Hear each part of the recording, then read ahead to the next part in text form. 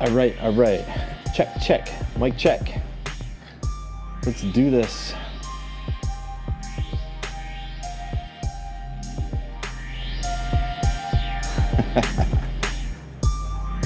Okay. Make sure that this is all set up correctly. Yes. All right, everyone. Welcome back to Better Biomed. I'm going to get started in just a moment. We're going to go ahead and get this kicked off. Now, today is going to be much shorter than yesterday. It's going to be a proof in the pudding type of concept. So what I have here is a series of cards. And these are flashcards based on anatomy and physiology, which is based on yesterday, okay? Hold on, let me open up my chat so I can see what you guys are saying. Okay, let's move that guy over here. Dig it. Okay, and I'm going to start up my laptop because that worked out particularly well yesterday. And what we're going to do is we're going to fly through these cards and we're going to see how well that education session worked, all right? I don't know if it did, if it didn't, if there's holes in my studying. We're going to figure it out right now. Okay, so we'll give this just a few more moments.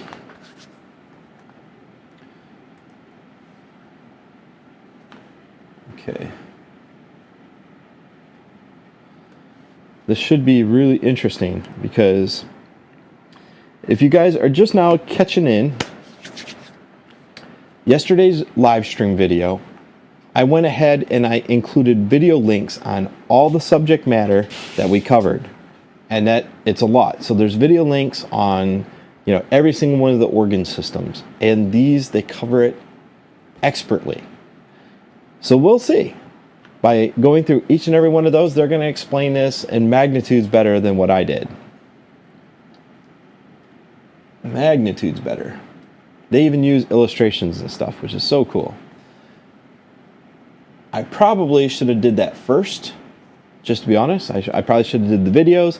Maybe we watch the videos together and then review the video afterwards. But I figured let's go through the study guide. And from the study guide, we'll figure out, what is and is not going to be on the test. Again, still to this day, I don't know. Hold on, guys. Let me go ahead and pull this guy up so that I can see my own live stream.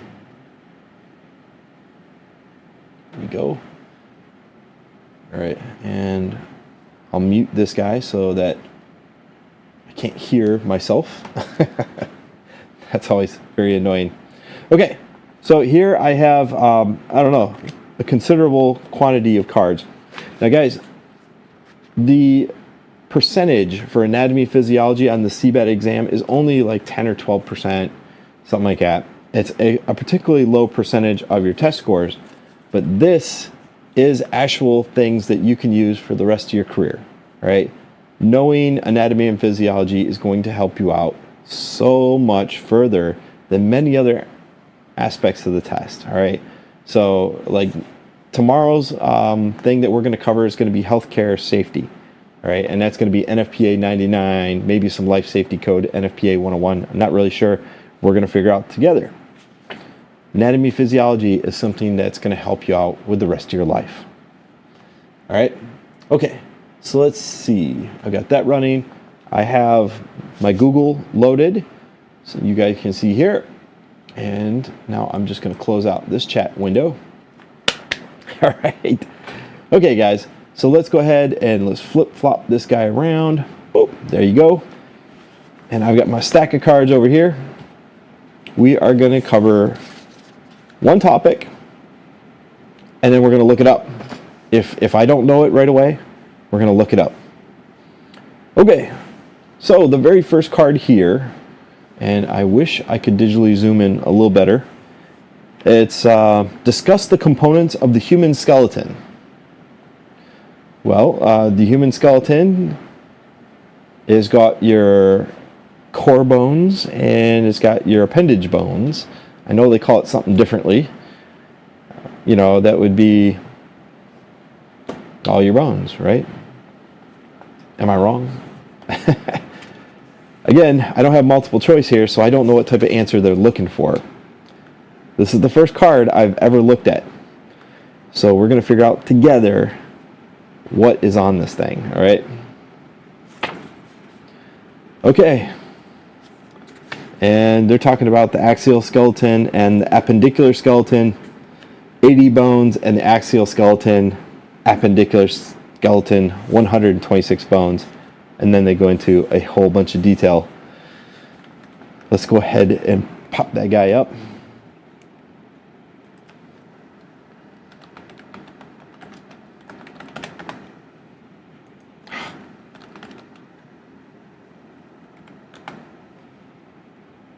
All right. Of course, it's not going to be the right image. All right, well, let's see. Images. Hopefully they actually talk about it. Put an image in a new tab. There we go. Okay, so your axial skeleton, the 80 bones, that would be your skull, your vertebrae, and your ribs right here. And your appendicular skeleton would be your arms, your legs, your toes, your fingers, all these guys. It's interesting that from your pelvis to the top of your skull, there's only 80 bones, but in your arms and legs, there is 126 bones. And it also does include your shoulder blades and your scapula, your pectoral girdle, you know, your clavicles. All that is considered your appendicular skeleton. Okay. Interesting that they, probably because they move, your shoulder blades move, that's probably why they consider it part of your appendicular skeleton. Interesting. Okay, so I'm pretty sure on this particular card, you're going to have to know those two terms, and you're going to have to know the bone count.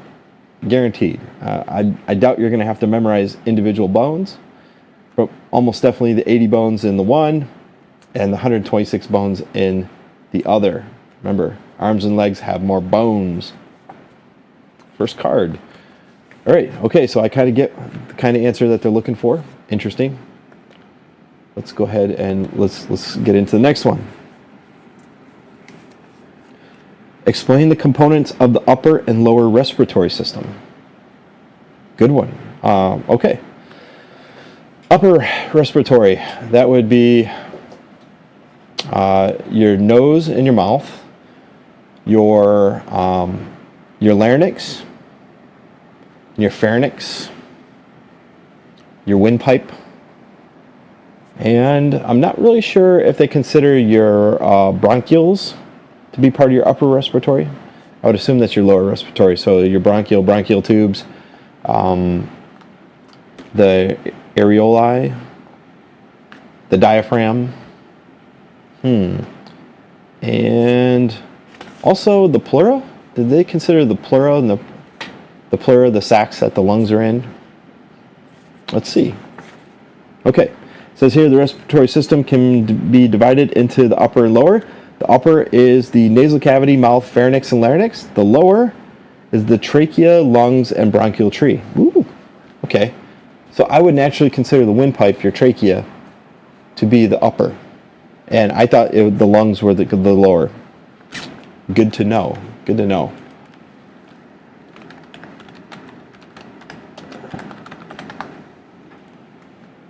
There we go. An image in a new tab. There we go. So the trachea is considered part of the lower. So this right here is the upper. Interesting. So it's only, I don't know, this one here considers the trachea as part of the upper. That's a disparity. All right. Well, either way, I guess I'm going to get burned on that one. All right, so, and the other part that you're going to have to understand is right here. You can see your bronchioles go down to the sacs of the alveoli, which are the sacs that convert the air in and out of their ultra-thin membranes. Okay, they convert the carbon dioxide to oxygen back and forth. Okay, good one. Next one. It says, give an overview of the digestive system. Okay, I'm not going to look this one up yet.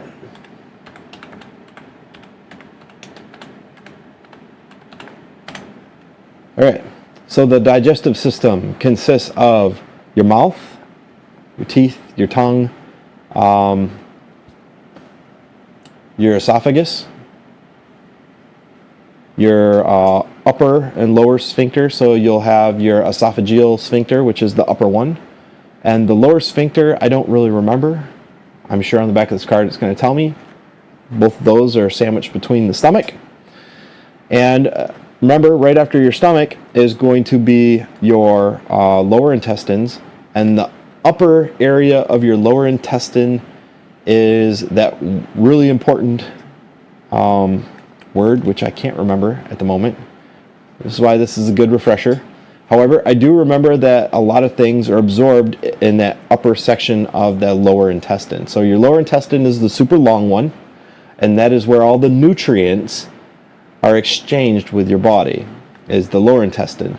And then that goes to the large intestine, which is responsible for extracting the moisture.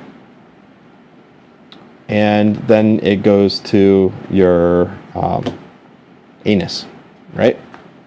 That is the digestive tract, as far as I remember. Let's see what they say.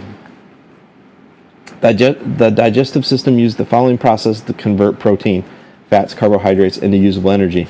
Oh, come on. I hope this isn't... God, please let this not be an actual question from the test. Come on. It says, give an overview of the digestive system.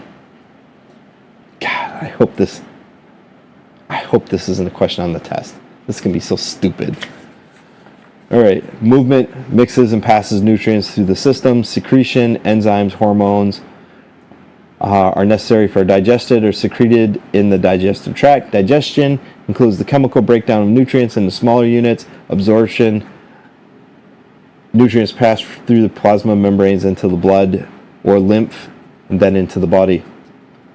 So it says, give an overview of the digestive system, and then they go into the processes. You would think the overview would be talking about the organ structures themselves and what they do. What I just read here is not that at all. Horribly worded question. It's talking about processes.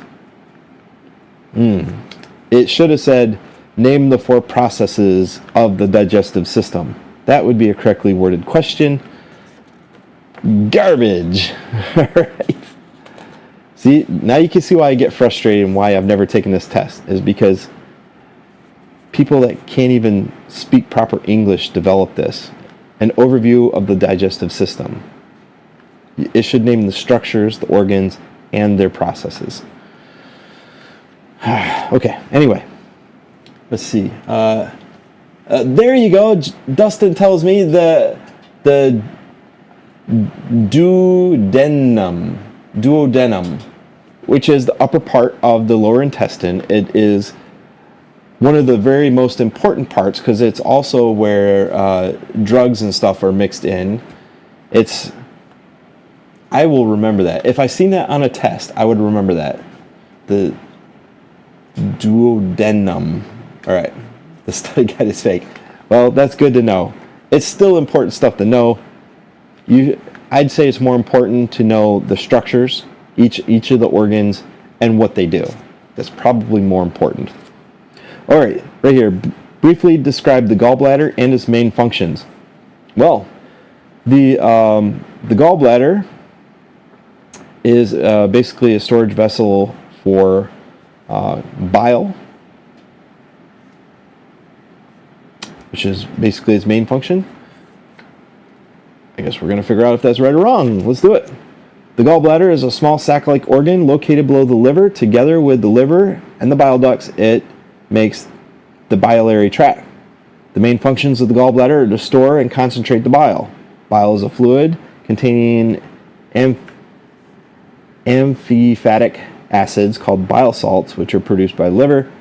That's probably not that necessary. You should know that the bile helps your body digest fats. It's released through the bile duct into the duodenum. I'll never get that correct, but absolutely, that's the upper section of the lower intestine is where a lot of magic happens. So it says that's where it encounters chyme, which is your food after it's been processed by the stomach, and the chyme and the bile mix in the lower intestine in the duodenum. Duodenum, that has to be how it's pronounced, but that's where it's mixed, and then your body starts absorbing all those broken down nutrients. Okay, and it says eventually it's mostly reabsorbed through the ileum at the end of the small intestine. That's kind of good. I also didn't know that. So the bile is reabsorbed at the end of the small intestine. Good to know. That was actually a good card. That is how I believe anatomy and physiology should be. It should say, describe this. And then you describe it. Either you know it or you don't, right? Okay. It says, describe the anatomy and functions of the female reproductive system. Excellent question. Okay, let's see. Well, first off, let's go ahead and let's pop this guy over, screen share. And let's go into, so I wanted to do this based on my memory because that's how I study, right? This is my study for the CBET, and this is my impression of how studying should be done.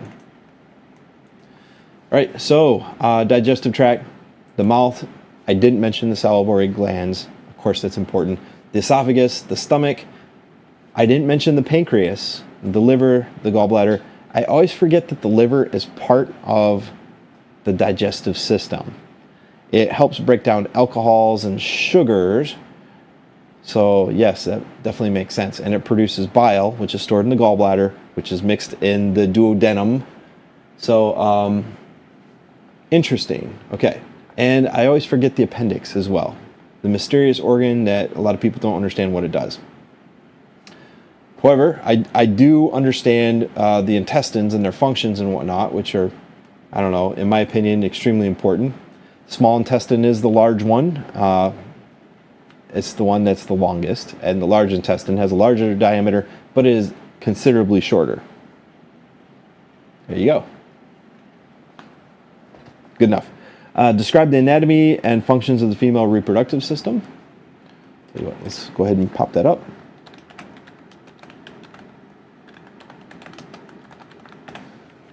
Okay, so without me hitting enter, because this is how I test myself, female reproductive system, let's go ahead and let's start.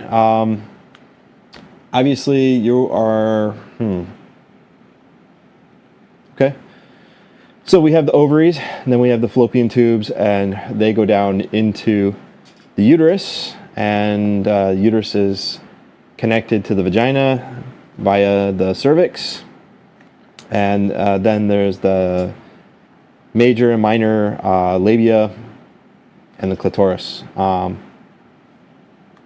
think that's every component of the female reproductive system.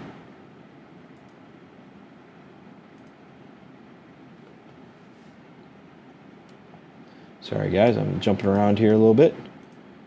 And open image in new tab.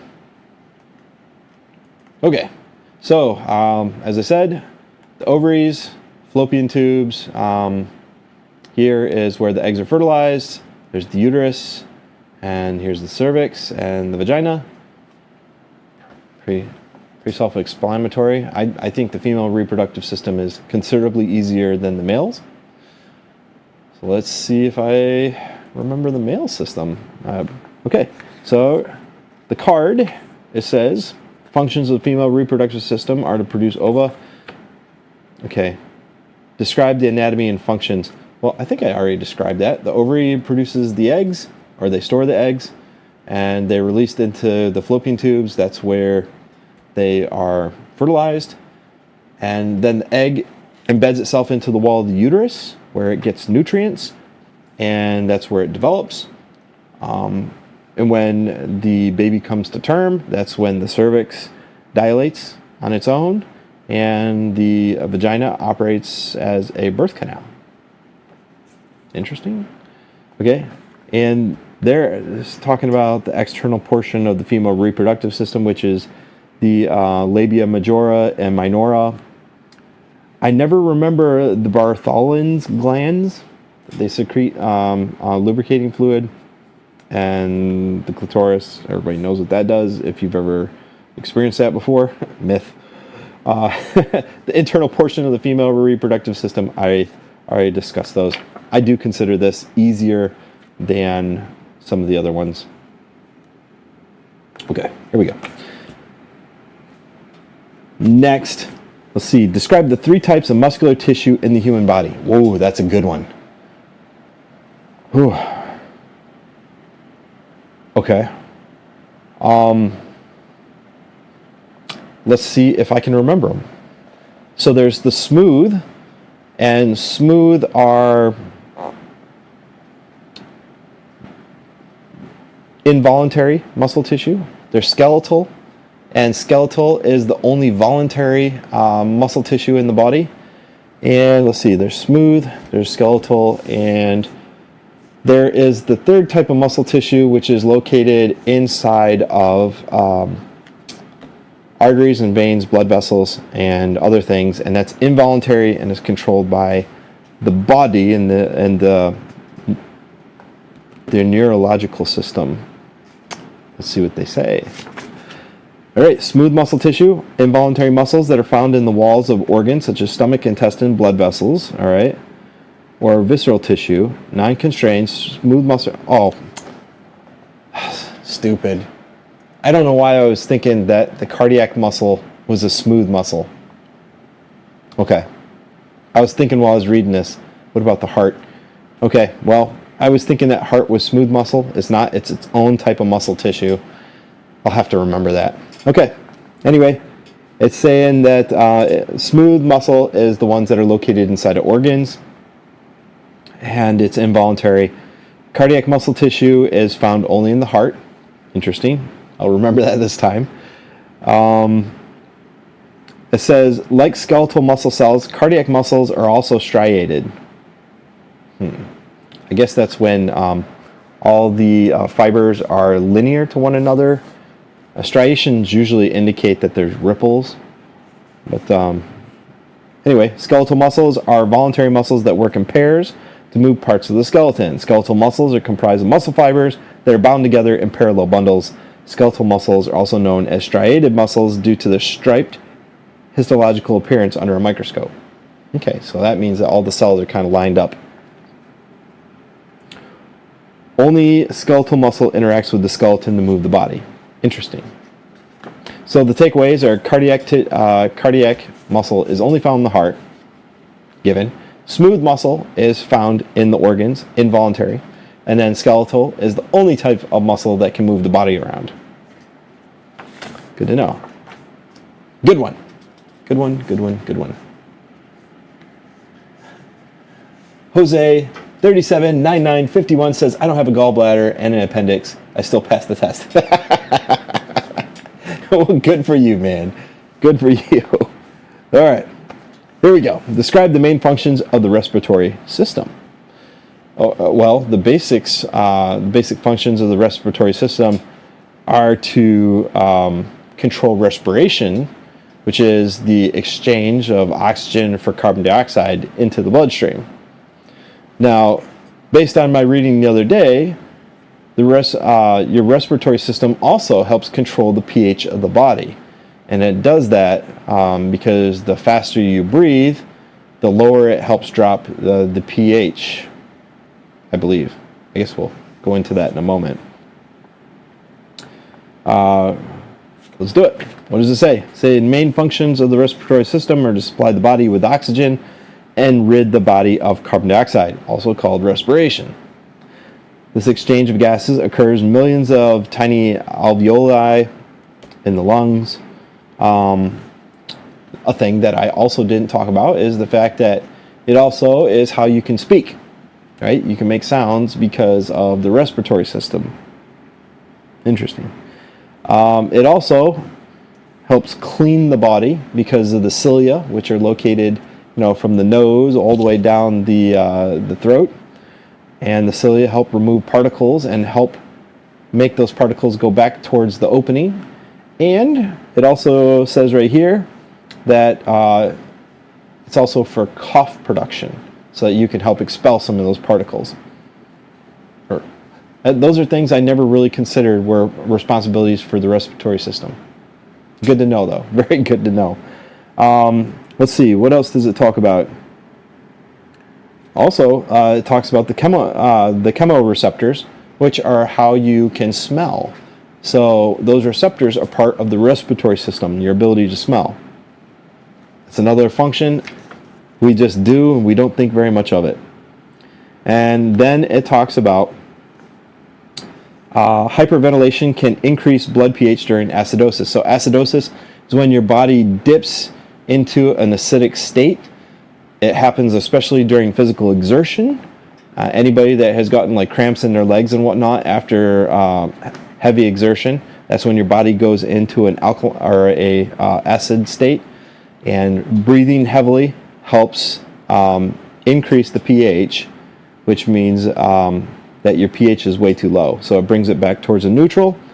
And slow breathing during alkalosis helps lower blood pH. So if you're too alkaline, your breathing will slow down, and it kind of gets you closer to that ideal 7.0 on the pH scale. Interesting. Okay. Next one. Okay, this one's going to be maybe a little tougher.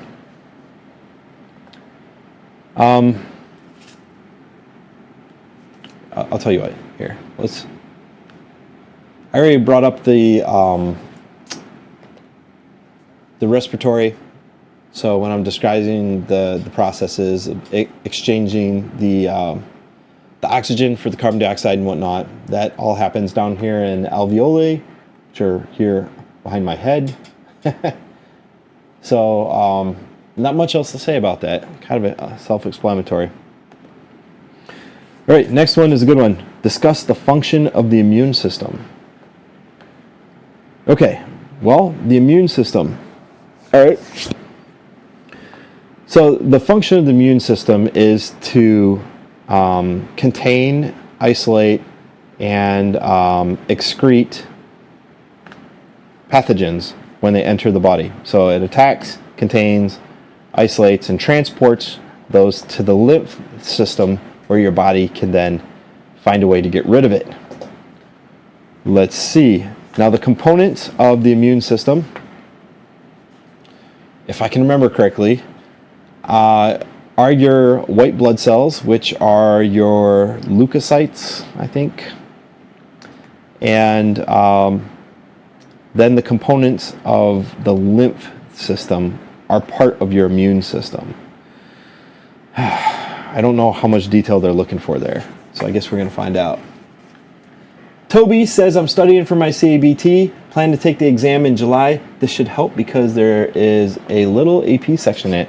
Well, Toby, I have some study materials for the CBET that I'm going to release.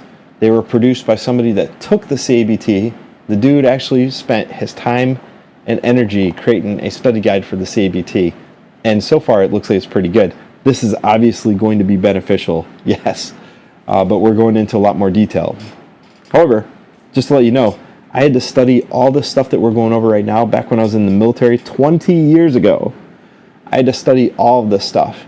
And most of my memory over this is from what I studied 20 years ago. So you studying this right now for your CBET is setting you up for the CBET later, because you will remember a lot of it. All right. The immune system protects the body against invading pathogens. We already know that. It includes the lymphatic system. Oh, see, Well, I already kind of described that, but I didn't go into the lymph glands or the lymph network or the lymph itself, which is the fluid. One thing that I always forget, the red bone marrow, which it does help create the white blood cells. I didn't mention that. So it says the immune system includes the lymphatic system, as well as the red bone marrow and numerous leukocytes or white blood cells. Tissue fluid enters the lymph capillaries, which combine to form lymph vessels. Skeletal muscle contractions move the lymph through the system, yada yada, into the lymph nodes. The lymph nodes are what I mentioned yesterday. They are what get really sore and inflated, and that underneath the arms and up here on my neck, they always get enlarged, engulfed, and that is because when the pathogens are located and attacked and killed, they're isolated, they're encapsulated, and the leukocytes transport those to your lymph. And when those glands get really full, that's when they get sore, and then your body finds a way to get rid of them. There's several ways that your body gets rid of dead pathogens. One way is like sweating. One way is your lymph system. One way is obviously you excrete them in various ways. But yeah, so that's the rest. Okay. So the lymph system, since I'm talking about this, I should just bring it up. Okay, open in a new tab. Here we go. All right, the lymphatic system. So the things that I always forget are the spleen, right? I don't know why. I've always considered the spleen to be part of the digestive system. It's just, I don't know, natural reaction. The thymus up here. So I talked about these lymph nodes up here and the ones under the arms. They always have problems. Also, when you go to get sick, often people have back problems and whatnot. You see that there are a whole bunch of nodes right here, also in your lower back. Kind of makes sense, right? So, interesting. I don't think there's anything else other to say about it other than the fact that I always forget the spleen is part of it. So, Toby, I'm sorry that you're missing some organs there. Or actually, it's Jose. Jose says he's missing a gallbladder and an appendix. Sorry for that, man. All right, Toby, you're fine. You still have your spleen. All right, let's go back into this. So it also talks about the spleen cleans the blood of dead cells and pathogens, and the Peyer's patches, which are located in the small intestine. I always forget the Peyer's patches. So they are going to be right here, and I don't think this one shows them. So the Peyer's patches are located in the small intestine, and they protect the digestive system from pathogens. So those guys actually have a pretty big job. Okay. Next card, describe the general anatomy of the pancreas. Oh, holy cow. Okay. This is a good one. So the pancreas is it's next to the stomach. It's an elongated organ. It's 7 to 10 inches long. It's got a head and the tail, and I believe it gets slender towards the top and it gets fatter down towards the bottom. I don't really know if there's anything else I can say about the pancreas that I know of. Jeez, this is going to be a good one. Okay, let's go ahead and pull it up.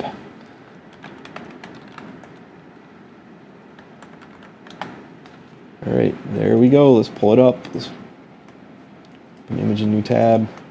All right, well, there we go. It's slender towards the top. It's fatter down towards the bottom. It's got a pancreatic duct, which I didn't mention. And the bile duct runs down to it. Okay, that's something that I didn't mention. So the pancreas is 6 to 10 inches long in an adult and located at the back of the abdomen behind the stomach. It's got a wider right side is called the head, and the narrow left side is called the tail. Okay, so there is a head and a tail. The head lies near the duodenum, which is, as we've already mentioned, is the upper section of the lower intestine. It's the very first section of the lower intestine, which is going to be right here. Hold on, guys. Okay. So right here is the duodenum, which is right after the stomach. So the stomach has got a sphincter up here. It's got a sphincter down here. And then you got the duodenum, which is the first section of the lower intestine. That is where your bile duct connects. It's also where the pancreas is. It says the endocrine tissue secretes hormones such as insulin into the bloodstream. Blood is supplied to the pancreas from the splenic artery and a couple other arteries. I'm pretty sure those aren't going to be necessary. So the pancreas is located near the stomach, helps with digestion, and interesting, the endocrine tissue secretes insulin. Good to know. Okay. Describe the anatomy and function of the male reproductive system. Okay. Well, this one isn't going to be that hard. Some of the tubes are going to be kind of difficult to remember. Let's see.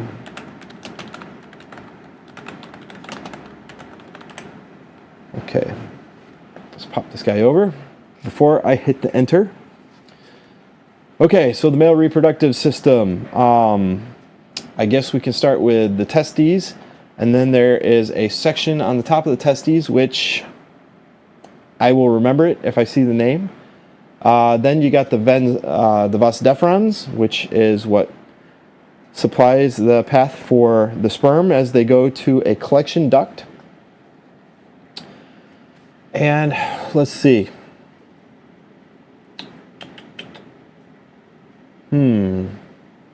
I don't know how much detail they're really looking for.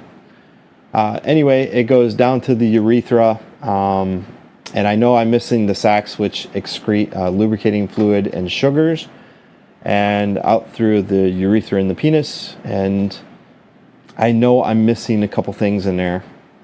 Let's go ahead and see how much I'm missing.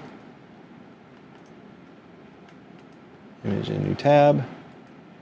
Oh, of course not. Come on.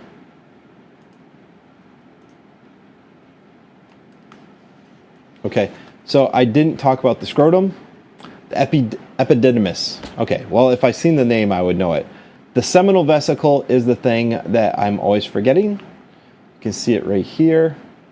The seminal vesicle excretes the lubricating fluid and sugary substances that help feed the sperm. The testes, I always forget the scrotum. I don't know why. Epididymis is what I always forget. But I would remember it if I seen the name. Okay, so let's see what they say. And they go into a lot of detail. Let's see, describe the anatomy and function. Okay, well, the function, right, so not only are sperm created here, let's see, let's close that guy, let's open this guy. So in the testes where the sperm are created, they travel up the vas deferens, and down here where it's mixed into with the seminal vesicle fluids, here's the prostate, and then it goes down into the urethra and out. Now the testes not only do create sperm, but if I remember correctly, that is where testosterone is created, which is the male hormone. Interesting enough, yesterday I read that the male hormone is a stimulant to the female reproductive system as well. I didn't know that. Let's see if they say it here. Okay, well they're pretty much going through everything I say. The important thing, the scrotum, is it controls its size relevant to the body position, because that controls the temperature of the testes. So they contract when they're under temperature, and they relax, and they get the testes further from the body when they're over temperature. Interesting. It says the prostate gland secretes a milky white fluid with proteins and enzymes as part of semen. The seminal vesicles secrete alkaline fluids with proteins and mucus into the ejaculatory duct. The Cowper's glands secrete a fluid into the urethra to neutralize acidity, which would damage the sperm. And it's called the bulb urethral. I've always heard them as the Cowper's glands. I always forget those, and obviously so did everybody else because they don't even draw them here on the pictures. So Dustin says right here, don't forget the exam is multiple choice, some diagrams, but all are multiple choice. That is going to make it way easier. The duodenum is likely not on the exam. It's not often looked at in endoscopy. Okay. Serves a very important function, but you're probably correct. All right. Next. Okay, this one says, describe the muscular system and list the 3 common properties of muscles. Oh my gosh, all right. Again, this is not a very well-worded question. Describe the muscular system and list the 3 common properties of muscles. Well, we already talked about the fact that there's 3 different tissues, all right? So you got your smooth muscular tissue, cardiac muscle tissue, and you've got your skeletal muscle tissue. Now it's talking about describe the muscle system and list the 3 properties. I don't know what properties they're talking about. Obviously, if this was multiple choice, I would. I know that there's voluntary and involuntary muscles. Now, so here's the thing. I can tell you that muscles move the body around. They control things like blood pressure because they expand and contract your blood vessels. They also help keep the body warm. So not only does respiration help with maintaining body temperature, but your muscle system, like you will go into involuntary shakes and stuff, and that is your body trying to maintain homeostasis or maintain your body temperature. So that is all part of its function as well. Let's see what they say. All right. There are 3 types of muscle tissue: skeletal, cardiac, and smooth. There are more than 600 muscles in the body. That's an interesting detail right there. Okay, all muscles have these 3 properties in common. Excitability. All muscle tissues have an electrical gradient that can reverse when stimulated. What the hell? All muscle tissue have an electrical gradient that can reverse when stimulated. It's excitability. I don't know, guys. Contraction, obviously. All muscle tissues have the ability to contract or to shorten. And elongation. So, obviously, muscles can elongate. In point is the non-voluntary muscles, the smooth muscles, found in organs. So they'll contract, so your blood vessels can get smaller in diameter. That helps increase blood pressure, and they can expand, which is your elongate, and that allows you to lower your blood pressure. Also, muscles in your body expand and contract. Of course, if that was multiple choice, I might have gotten it correctly, but describe the muscular system and list the 3 common properties. I guess I'm kind of close, right? I hope. All right, let's see. Briefly outline the peripheral nervous system. Ooh, okay. So the peripheral nervous system is all the nerves that extenuate from your spinal column, which is your central nervous system, and then it extends out through all your appendages. I don't know what kind of detail they're looking for there. Let's see. Are they talking about the branches? Let's see. Peripheral nervous system consists of the nerves and ganglia throughout the body that control both voluntary movement and involuntary. Involuntary functions are managed by sympathetic nerves, which trigger the fight or flight response, and parasympathetic nerves, which control the basic rest and digest body functions. So, sympathetic nerves, fight or flight. I don't know why that's important.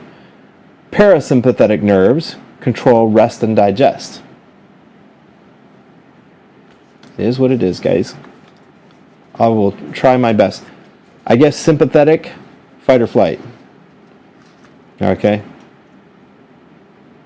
Parasympathetic, rest and digest. Okay. I will do my absolute best to remember that. I don't know if it's necessary. Oh, this is going to be a challenge. Provide an overview of the lymphatic system. All right. We already talked about this.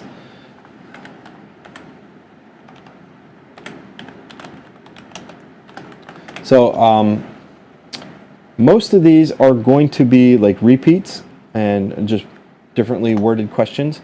So as that happens, we're just going to go over them really quickly. So the lymphatic system are your lymph nodes, the spleen, the lymph, which is the liquid, and the network. So the network, the nodes, the spleen, and the lymph itself. And then there's also the lymph ducts. And would they also say the leukocytes, the white blood cells? Let's see what they say. The lymphatic system serves as a filter for the body's interstitial fluid. The interstitial fluid, white blood cells, and foreign microbes within the fluid are absorbed into the lymphatic system's network, which is called lymph. From there, it circulates into the lymph nodes, which contain macrophages and immune cells to eliminate foreign matter from the lymph. Lymph vessels contain valves that circulate the lymph by means of smooth muscle contractions, involuntary, and influx more fluid to the lymph vessels. The lymph is then returned to the blood through the lymphatic ducts. Interesting. Okay, that was close on that one. All right. Oh, this is a good one. This is a good one. I guess let's go ahead and let's pull that up once again. And I should just have all these systems open in tabs. So there we go, lymphatic system. That one didn't talk about the Peyer's patches, which are the ones that help fight the battle in the small intestine. I did mention the spleen this time. I guess we got them all. Okay, close enough.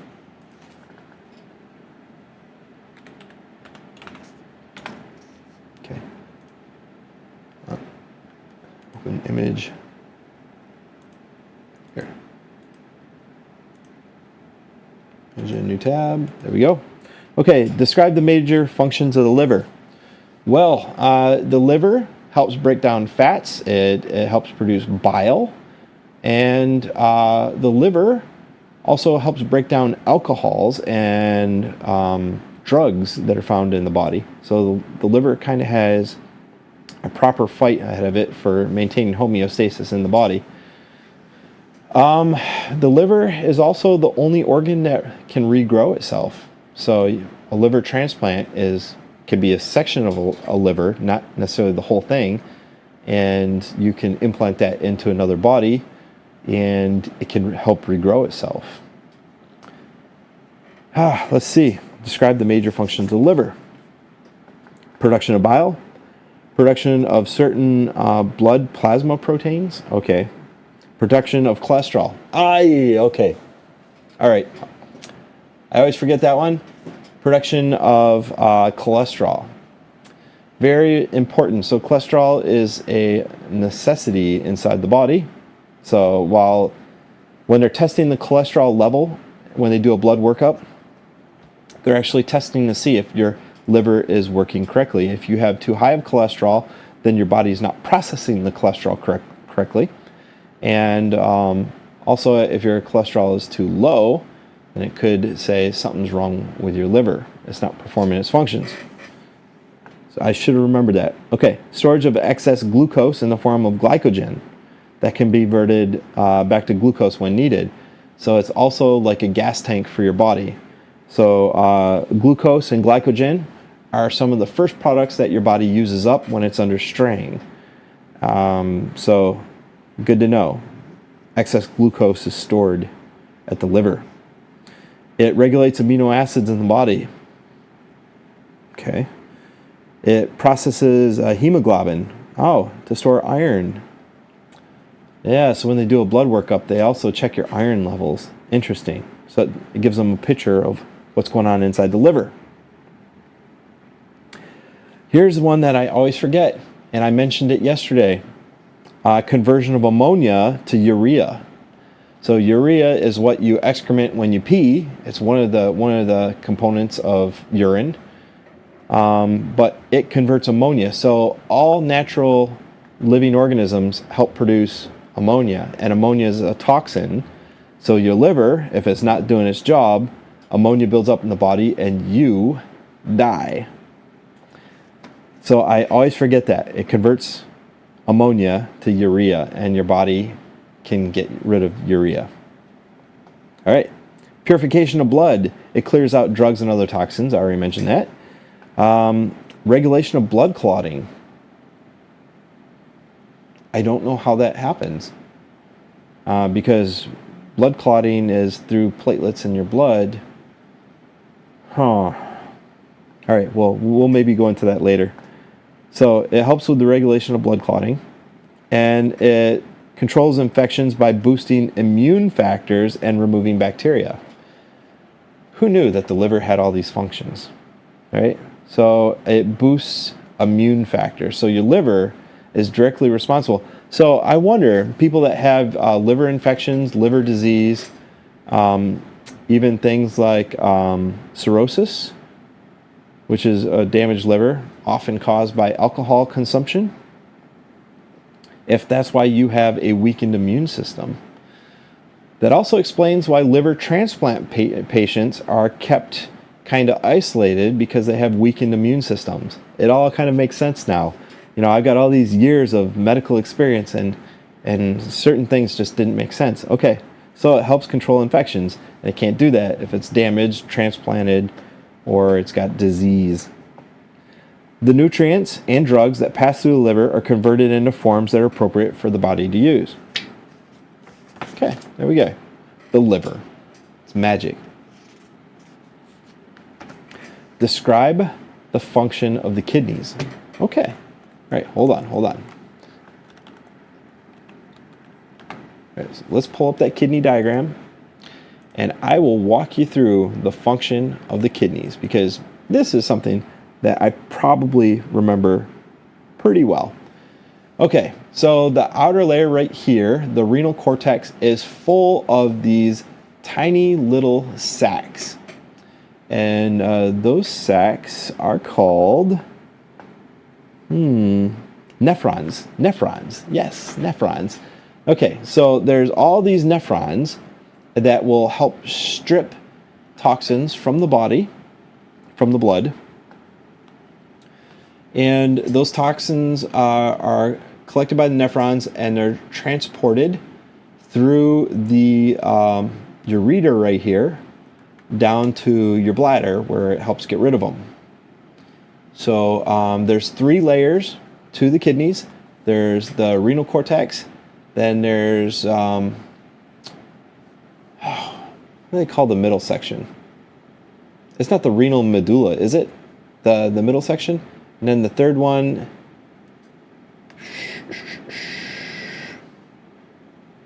okay, let's see what they say.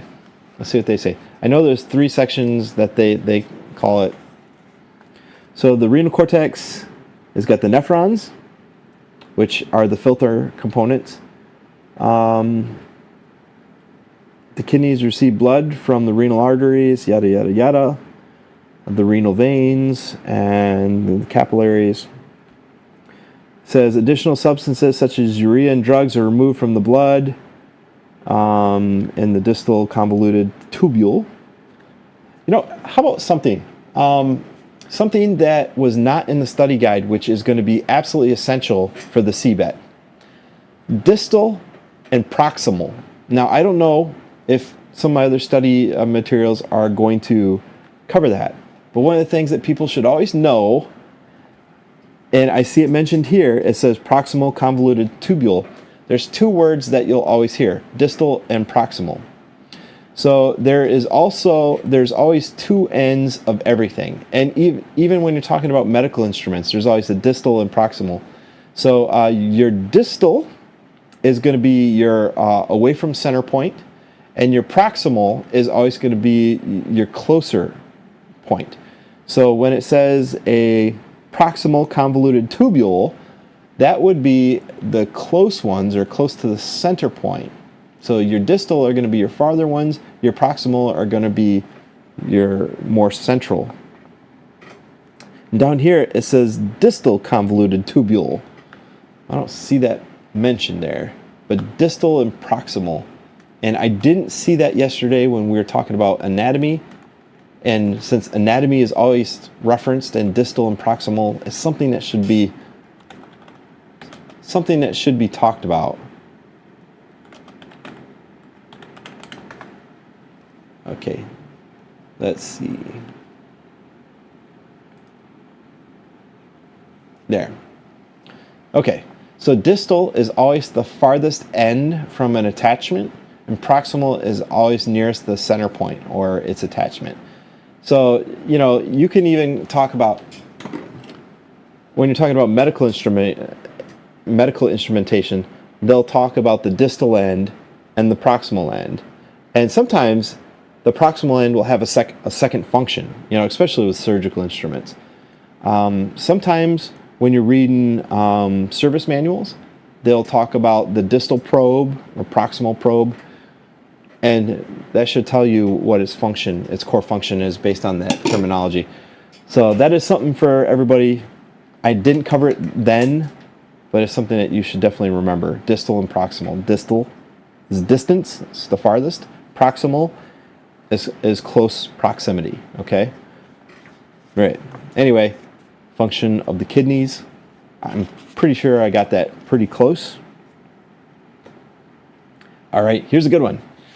And let's see if I can remember this without looking it up. Let's close some of these windows. Okay, this is the integ. There we go. Okay, integumentary system. The integumentary system is the skin of your body and the things that are relevant to it. So that would be your blood vessels, your nerves, the fatty tissue, the hairs, the follicles, stuff like that. Okay, it says explain the integumentary system and its function. All right, there are three different layers to the integumentary system. There is the outer derma, there's a middle layer, and then there's a subcutaneous layer. Do I remember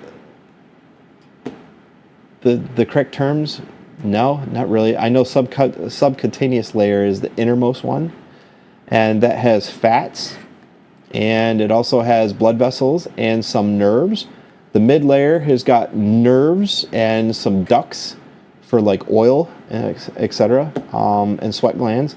And the outer derm is your outermost layer, and it has hairs. It has the dead cells on the very outer layer of your skin. And the cells migrate from the mid layer to the outer layer. Let's see what they say. Integumentary system. Epidermis, that's the outer one. And I don't know what the middle one is. Hold on, let's pull it up. Let's see what they say. An image in a new tab. Let's see if this is a good photo. Okay, so there are three different layers. So the epidermis is the outer layer. The middle layer is, they just call it the dermis, and the subcutis. And that's, I call it the subcutaneous layer.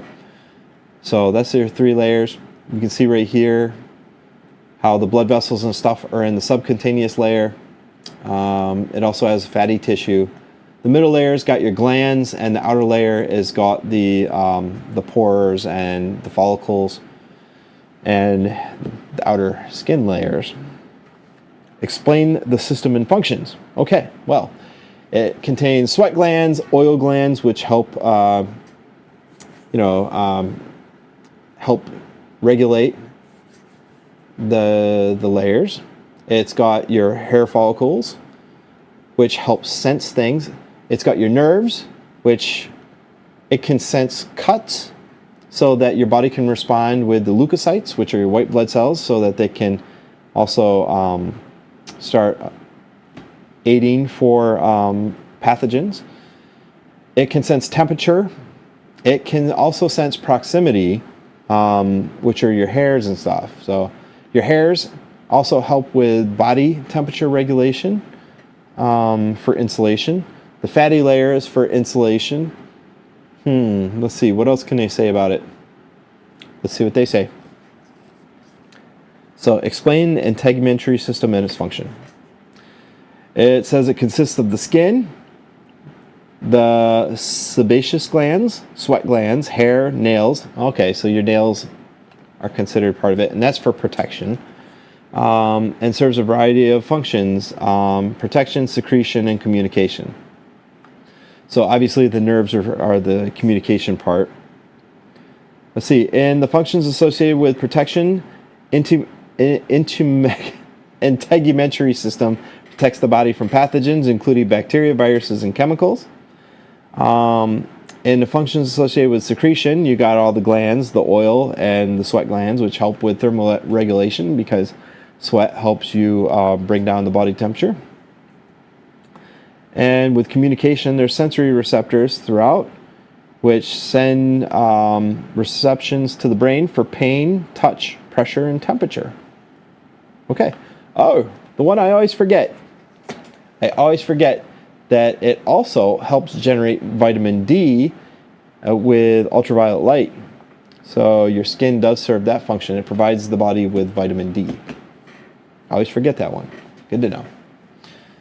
Okay, Dustin says, insulation from temperature, electricity, radiation such as sun, chemicals, and great for tattoos, of course. So that's what tattoos are, is they inject ink below the epidermis, and that's why even though like you're shedding skin, your tattoo stays, albeit, it does degrade over time. That's because you're actually injecting the ink below that outer epidermis. All right. Describe the midbrain and the hindbrain. Oh, God, I wish they didn't do this one. Okay. Yeah, this one, if there's questions I'm going to miss on the CBET exam, it's going to be this one. The midbrain and the hindbrain. I could probably describe it. Now, I know that there's parts of the brain which control things like your pituitary gland, your medulla oblongata. They control things like your body temperature, your blood pressure, your involuntary muscle movements, like your expansion, contraction of vessels, your cardiac response, which is the speeding up and slowing down of your heart, and your involuntary reaction, that is your breathing. I know that is all controlled in the midbrain. The hindbrain, I don't even know, man. Midbrain integrates sensory signals and orchestrates responsibles to those signals. It lies above the pons of medulla oblongata. The parts of the midbrain include tectum. I'm not even going to read those off. Hindbrain includes the medulla, the cerebellum, the pons. They're found beneath the occipital lobes and at the back of the brain, considered part of the hindbrain. Include with coordinating smooth motion. I'm not even getting into that. Guys, if we're going to lose questions, it's going to be on that one. And to be honest, that would be some stupid stuff if those were on the test. That's some stupid stuff right there. All right. Oh, this is a good one. This is a good one. Let's do it. Describe and to discuss blood. That is an excellent question.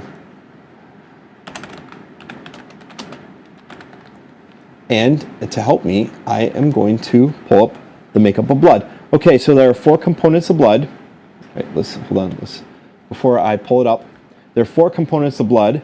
you have white blood cells, red blood cells, you have platelets, and you have plasma. So 4 components of blood, and they each have several functions. So red blood cells are the transport mechanism of the body. They transport nutrients and oxygen throughout the body. The white blood cells, they are the immunal guardians. So the weird thing about white blood cells, if you watch them under a microscope, they actually appear to be alive. So if you have a pathogen in a petri dish and you watch it, they actually coordinate as like a team, and they attack the pathogen, and then they encapsulate it. And then, as we already talked about the lymphatic system, they transport it up to the lymph nodes so that your body can deal with it. Interesting. The platelets are responsible for blood clots. And as we found out yesterday, there is an electrocommunication system that controls the platelets and activates them. If any one of, I believe, 4 factors falls out in the blood, then your body will activate the platelets, or they self-activate. So if any one of these 4 things happen in the blood, there's a chemical imbalance or electrical stimuli, probably from nerves, because I talked about pain, they help sense pain. Well, if your body senses pain, now it can activate things like platelets and white blood cells. So, I have not flipped over this card yet.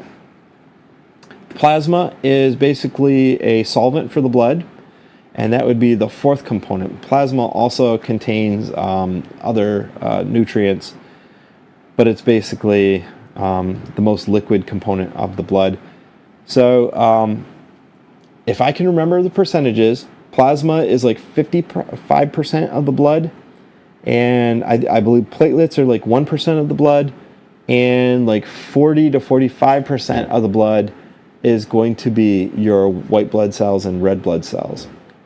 Let's go ahead and let's flip this guy over. Meanwhile, let's search the makeup of blood. We are going to pull this guy back in. Oh, look at that. There we go. Plasma, 55%. The leukocytes and platelets are less than 1%. Okay, well, that was, I believe I called that one out yesterday. Their little diagram was a little confusing. So red blood cells make up 45% of the blood. Interesting. So white blood cells and platelets make up less than 1%. Now, the one chart that I looked at yesterday, I believe, okay, well, I guess it was a little confusing based on this chart right here. This is the one I pulled up yesterday, I believe. 55% plasma, 1% platelets, and peripheral blood mononuclear cells. And it says lymphocytes, but it doesn't say leukocytes. I don't know. Why do they gotta be like that? That chart that I had earlier was better. Let's get rid of that guy. Let's pull that guy back up. This one makes so much more sense. All right, let's do it. And mind you guys, I am monitoring over here. So if you guys have any questions about anything that I'm pulling up, we can go into some detail. I will even pull up video, and I'll show you guys video if I'm not being clear enough. Now this one here, the makeup of the blood confused me yesterday, all right? So, and the one thing that I was confused about was how many white blood cells there are. There are vastly more red blood cells in the body than white blood cells. But I do know that when they do a blood check on you, one of the things they can check is how many white blood cells are in the body. That tells doctors a lot about whether or not the body's currently fighting an infection. They check your platelet count because that tells whether or not your body has internal bleeding, and they can tell, I believe, if there's activated platelets floating around, because obviously you would be a candidate for blood clots, stroke victims and stuff, mind you. The red blood cells tell them a lot about the bone marrow in your body, and your body is its ability to create red blood cells. If you cannot create red blood cells, or if you are bleeding internally or something, your RBCs will be lower. I know that. So interesting. Blood workups tell them a lot about what's going on in the body. So it says here, oh, I forgot the quantity of blood. So these cards say that the body has 5 quarts, but Several sources I pulled up yesterday say about 5 to 5.5 quarts of blood in the average adult. Now, the percentage of blood versus body weight, I also found out yesterday that is actually higher in kids than adults. So adults, technically, per pound, have less blood in their body than kids. Fun fact. Interesting. All right, well, I pretty much covered everything in blood. It's talking about red blood cells, white blood cells, platelets, and plasma. Your 4 components. All right. That pretty much covers them. Okay. Oh, let's see if I get this one correct.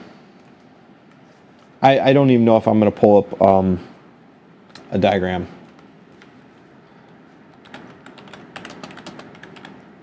Right.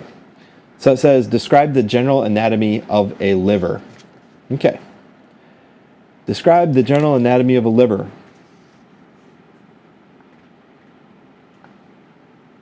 Well,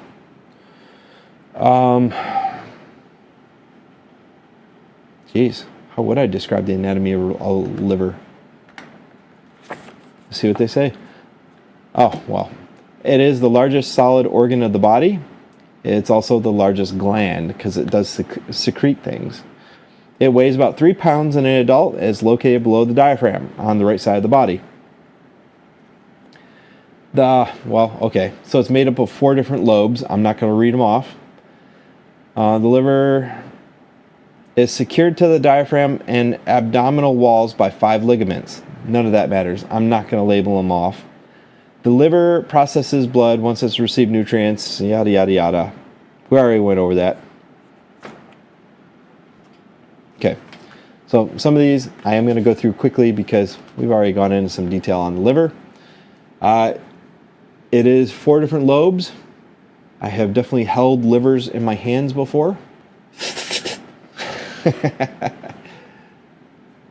With some Chianti. So this one doesn't really, it talks about the ducts and whatnot. Yeah, none of that matters. All right. Describe the renal function and anatomy of the kidneys. Well,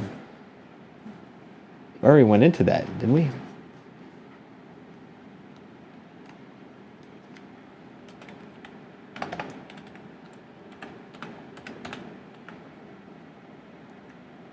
Okay. Describe the renal function and anatomy of the kidneys. We already went into that. So that's where we already talked about the nephrons on the outside and how they clean the blood and they can help isolate pathogens in the body. And they put it into the duct, which is the ureter, and it goes down to the bladder so your body can excrete it. I'm not going to go into too many details on that. Next, give an overview of the human nervous system. Okay, this is a good one. Okay, let's see if the nervous system, I'm not going to pull it up yet. All right, I hope you guys are doing the same thing. If I'm asking a question, you should be asking yourself in your head, what are the components of the nervous system? So we have the central nervous system, which is the brain, and the spinal cord, and the spinal cord breaks out into a bundle. Then you have the peripheral nervous system, which are the nerves that go to the appendages.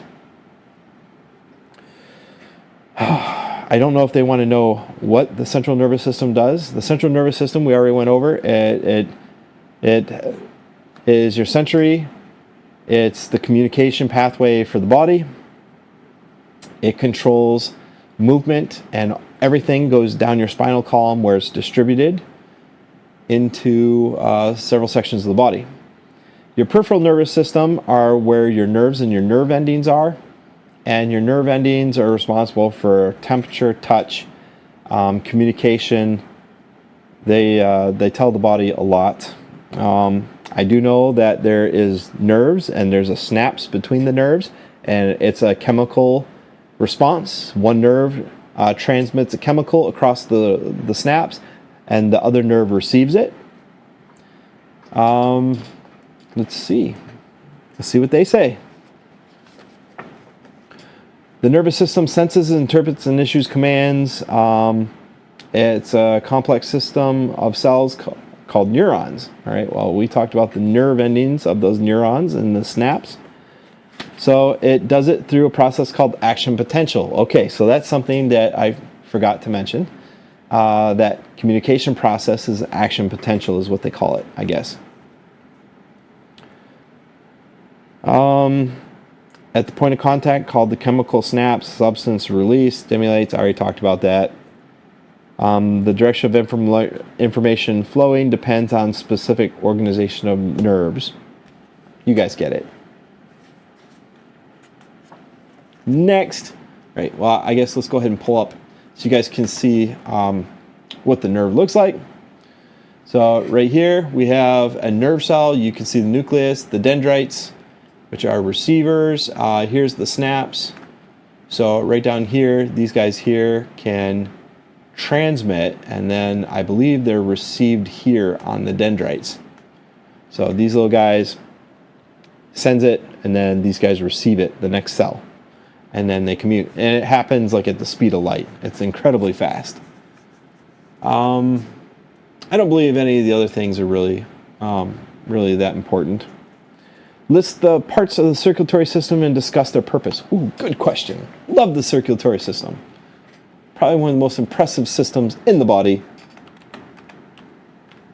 Okay, not going to hit enter. Okay, parts of the circulatory system. You've got blood, you've got blood vessels, you've got the heart, and I guess we can kind of go into the respiratory system a little bit because a lot of the capillaries in the lungs are part of your circulatory system. So anyway, you have veins, and which they didn't cover, oddly. So you have veins and you have arteries, and veins are going towards the heart and arteries are going away from the heart. I believe that that's the correct way. So it's a misconception that that deoxygenated blood is always in veins. That is not true when you're talking around the heart, because I believe the pulmonary vein goes from the heart or from the lungs back to the heart. We're going to pull that up. But anyway, the way that the blood flows through the heart is on the right side. You have a right atrium where the blood comes in, and there is, what's the name? There's a major and minor vena cava, I believe. We're going to see that in a moment. And they come into the right atrium, and there is, between the right atrium and the right ventricle, there is a tricuspid valve. And the tricuspid valve then goes up from, let's see, from the lower ventricle on the right side, then it goes out to the lungs, and that would be the cardiac. Let's see. Fuck. I would remember it. Hold on. Well, I know the blood goes from the lower ventricle out to the lungs where it gets oxygenated, then it comes back in to the left side atrium, and then it goes down. There's a mitral valve. Let's see, the tricuspid, the mitral valve. There is a tricuspid valve. There is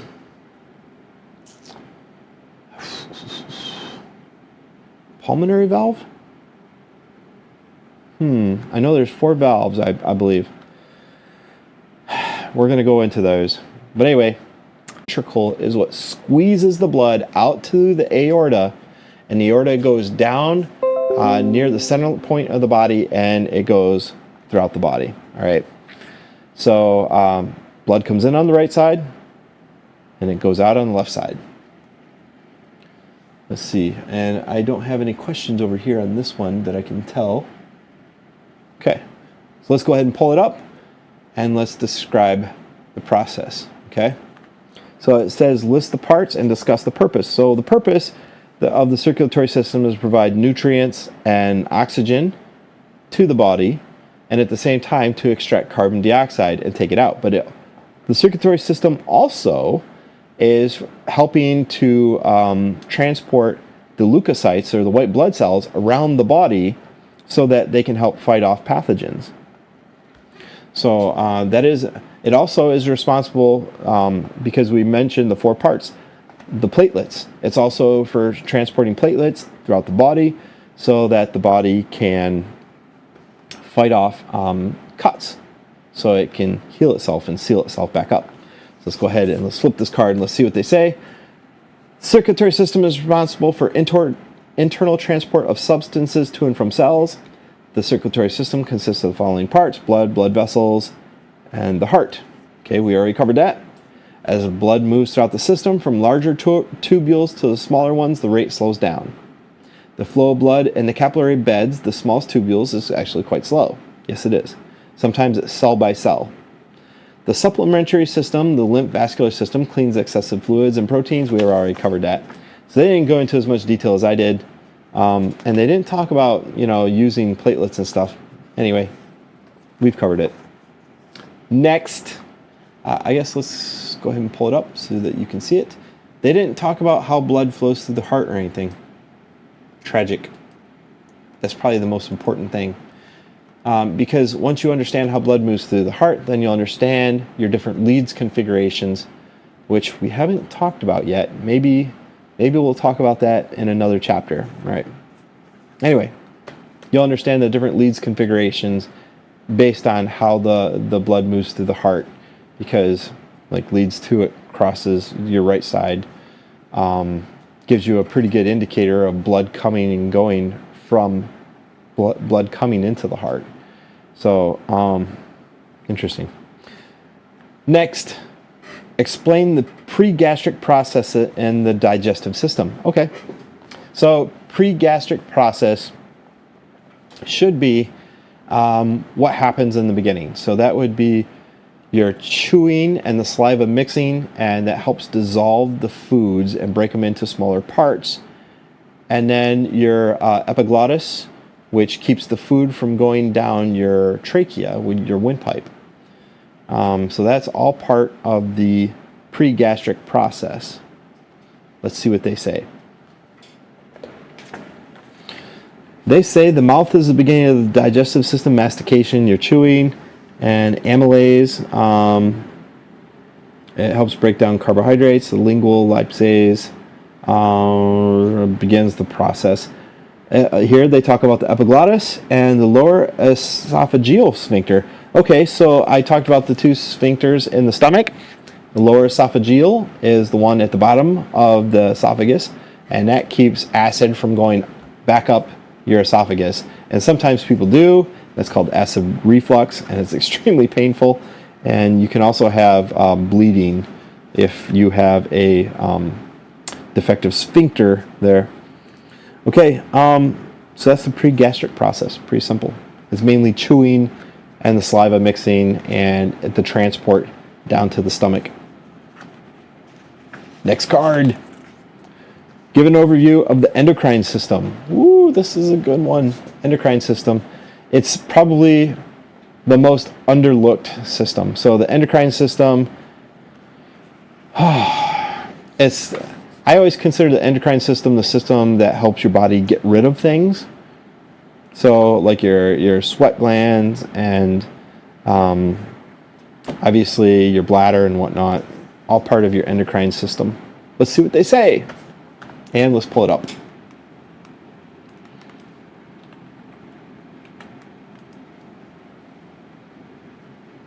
There we go. That's a pretty good one. And let's open a new tab. There, we got it. Let's pull it up for you guys. Okay, endocrine system. Oh, well, there are some things that I didn't mention. Obviously, pituitary gland, it helps you with your growth factor for your body. It's pretty important. Thyroid, parathyroid, the thymus. That's interesting. So the male and female reproductive organs are part of the endocrine system. Interesting. That's probably because like the testicles help release testosterone, and the ovaries help release estrogen and protogen. Let's see if they say. Endocrine system is responsible for secreting hormones and other molecules that help regulate the entire body. So it says the hypothalamus and pituitary glands serve as the neuroendocrine control center. So these guys up here in the middle of the head, they are responsible for controlling most of the body. It says hormones such as insulin work quickly when the body signals urgent need. So insulin is part of the pituitary system, or the endocrine system, sorry. All right. I don't think that we're going to go into detail on that. So your hormones in your body are responsible for the endocrine system. There you go.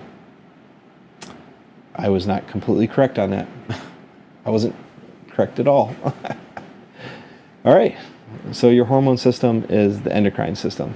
See, even I overlooked it. Next.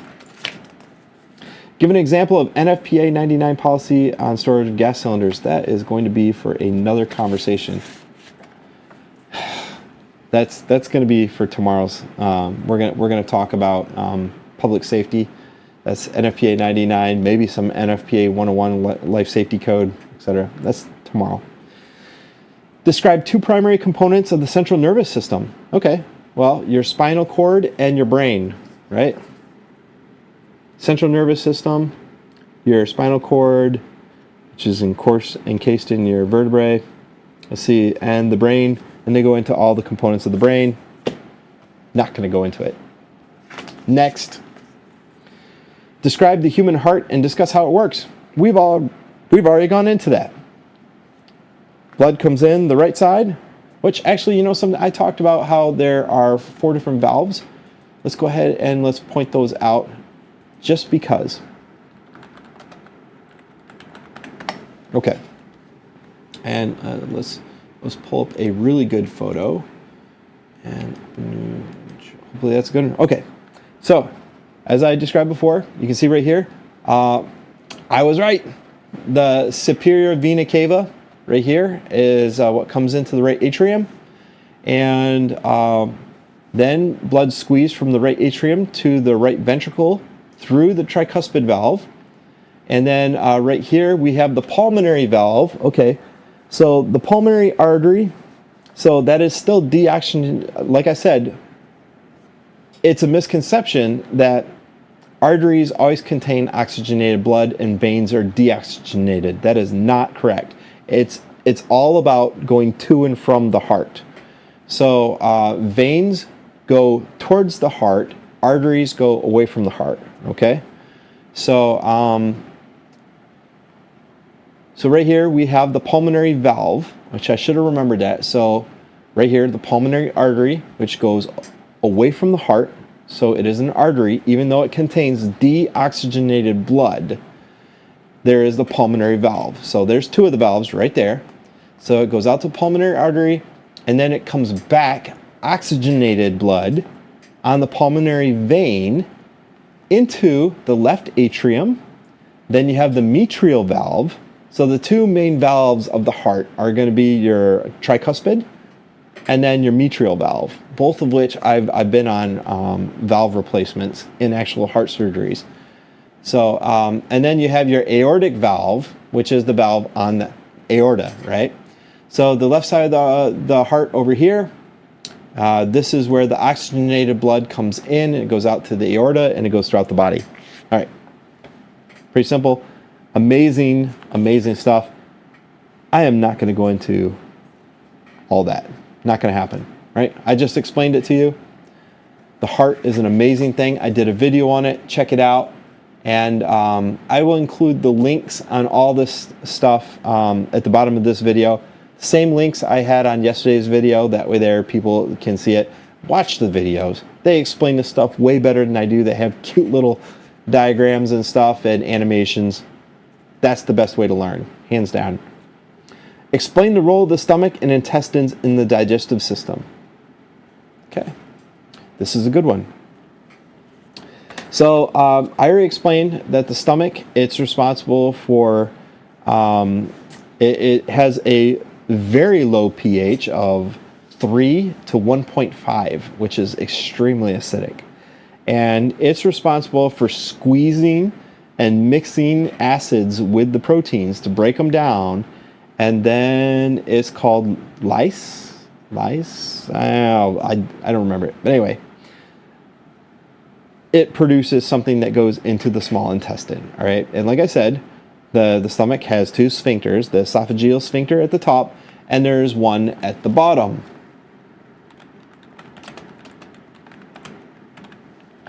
All right, what's the one at the bottom? Let's see it. Open in a new tab.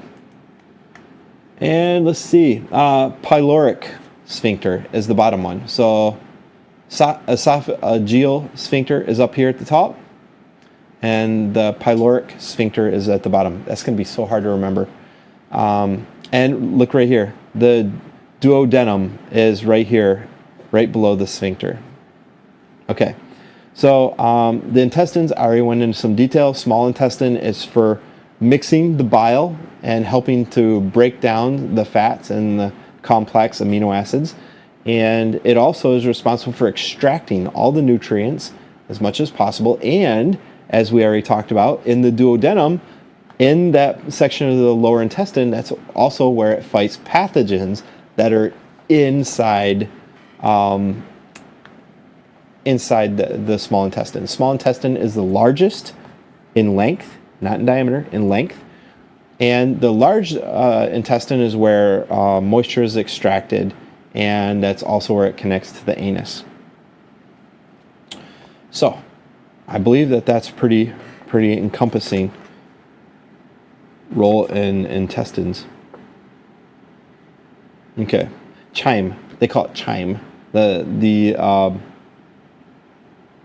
ingesta is called chyme, and that's what goes into the small intestine. All right, just is what it is. We pretty much get that. Okay, guys, we have the last one here. The last one here lists the 8 major endocrine glands and their functions. Oh, hell no. Oh, hell no. Okay. Well, we already discussed that the testes and the ovaries are endocrine glands. So we know that. And also, the liver would be a endocrine gland. The pancreas is an endocrine gland. I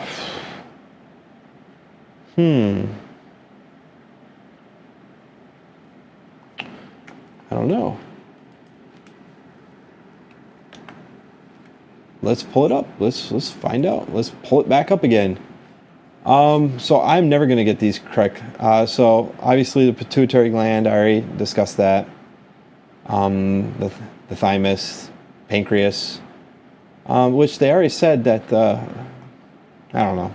They said the liver was a gland as well. Adrenal glands, adrenaline, the hypothalamus, pineal gland.